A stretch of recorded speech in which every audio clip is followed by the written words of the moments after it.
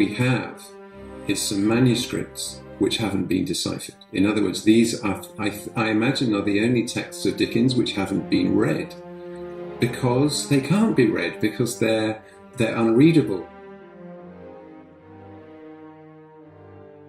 In a way, we've got out of the feeling of the importance of shorthand in society, and so I think that's made scholars neglect how important shorthand was in the 19th century.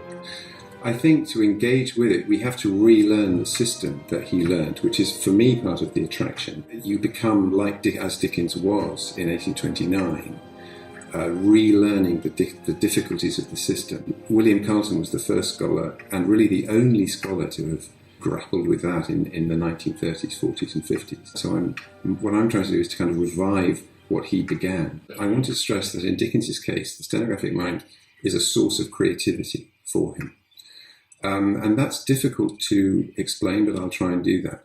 Really, by stenographic mind, I mean a way of processing language. He acquired an unusual and different way of processing language. The reason why it's unusual is because the Gurney system is alphabetical, which means it uses letters. Really, you transcribe a letter into a symbol. The later systems, the Pitman system, which became which overtook, which really cornered the market because it was easier. We dealt with sounds, but this Gurney system was an alphabetical system, sort of goes back to the 18th century. So Dickens was really turning letters into symbols. The other complicating factor of Gurney was that it didn't have vowels. It didn't use vowels. So what Dickens was doing is he was writing symbols, consonant symbols, symbols of consonant letters, like a text message, but in a symbolic language. We do it in text messages because we know what the word is, TMRW is going to be tomorrow. But in a law report, you've got words, something written FL.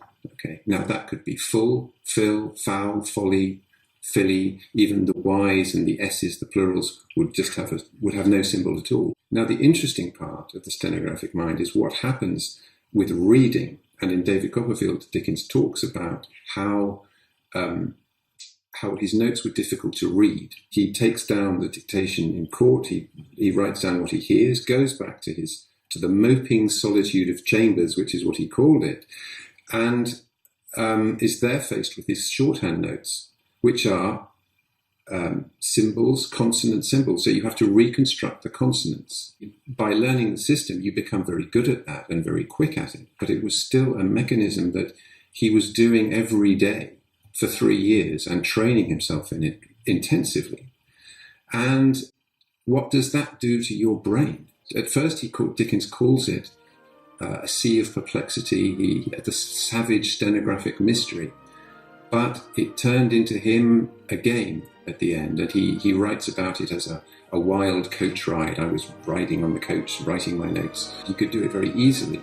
And that gave him what he himself refers to as his facility for writing. I think it's part of this amazing verbal fluency of his writing, and what I think was very influential in the verbal explosion of Pickwick, and a lot of also sketches by Bowles as well.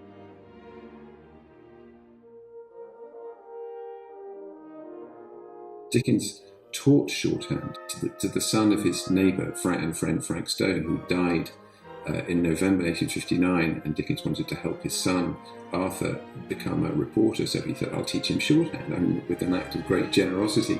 We have Arthur's teaching notes, Dickens's teaching notes to Arthur, and some of the dictation exercises that they used.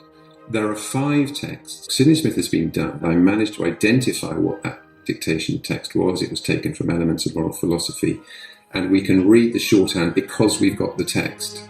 We haven't got to these yet. They take a long time, and I'm trying to sort of interest people around the world in transcribing. And I've had some success. The people who are interested are non-Dickensians, computer engineers. It's a sort of, for them, it's a decoding challenge, and they're very good at it. The Two Brothers is actually on the Dickens Society blog. If anyone wants to look at it, I've just put page 1 there.